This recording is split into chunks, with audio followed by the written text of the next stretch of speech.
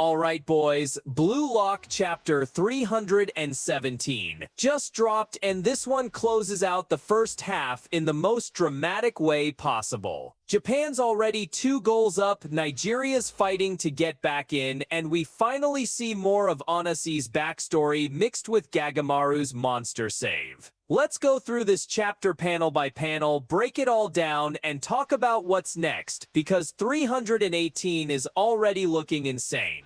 The chapter kicks off with Nigeria pushing forward, desperately trying to mount a counterattack before halftime. They're already down 2-0, and you can feel the pressure. This is their last chance to close the gap. Meanwhile, Japan's focus is razor sharp. Their job is simple: to protect the lead and shut down any momentum Nigeria can build. We flash back to the opening minutes where Japan stunned everyone. Japan scores not once but twice. Back-to-back goals in just a few minutes. The crowd erupts, and even the players are shocked by how quickly the game has escalated. The pacing is wild. We've only gone through about 35 minutes of game time, but it feels like a full match already. Japan leads 2-0, and Nigeria looks cornered. Then we cut to Kuso, Nigeria's key thinker, and his monologue is so important. He admits it: of all the teams they've faced, Blue Lock is by far the strongest. Why? Because of their brains, the trio of Isagi, Karasu, and AQ. These 3 read the danger instantly, break through opposition strategies, and bend the match to their will. They're like the chess masters of the field.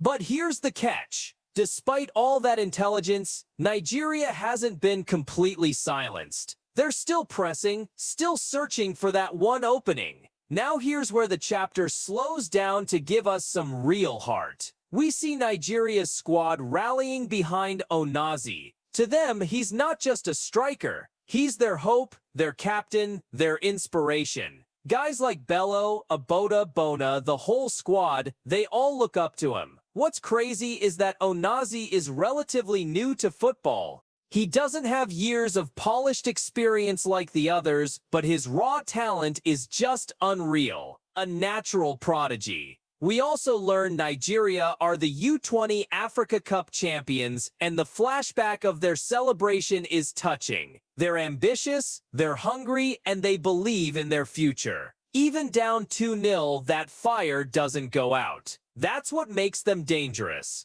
As we approach stoppage time, Onazi finally gets his big moment. His specialty is highlighted. Those insane aerial jumps. He's able to shoot midair, doubling his shooting range compared to an average forward. It's almost impossible to defend against. He rises above everyone, ball in sight, and the tension skyrockets. This is his chance to pull one back for Nigeria before the half.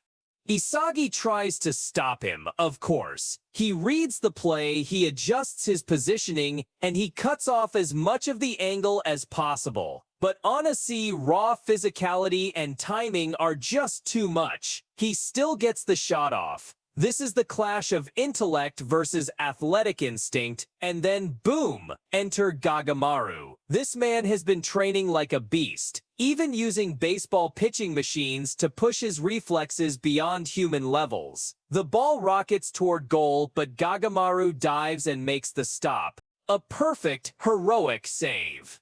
This panel is pure hype. Onazi ambition versus Gagamaru discipline and training. And in this moment, the Japanese wall holds firm. The whistle blows, and just like that, the first half is over. Japan leads 2-0, and Nigeria head into the locker room frustrated, empty-handed. Kuso can't believe it. For all their effort, they still haven't cracked Blue Lock's defense. But we know this is just the halfway point. The second half is where legends are made. And finally, we get a tease for Chapter 318, titled I Want to Win. That title screams desperation. It feels like it'll focus on Nigeria regrouping at halftime, maybe revealing new tactics or substitutions. Will we see more of Baru Ariu, or even other hidden weapons from Blue Lock? Or will Nigeria finally unleash a new layer to their game? Fans are split. Some want to move straight to France. Others are invested in Nigeria's story. Do you think Nigeria can bounce back in the second half? Or is Japan about to crush them completely? And how hype was that Gagamaru save? Let me know down below. Don't forget to like, subscribe, and keep the notifications on, because Blue Lock is not slowing down anytime soon. See you in the next chapter. Stay egoist.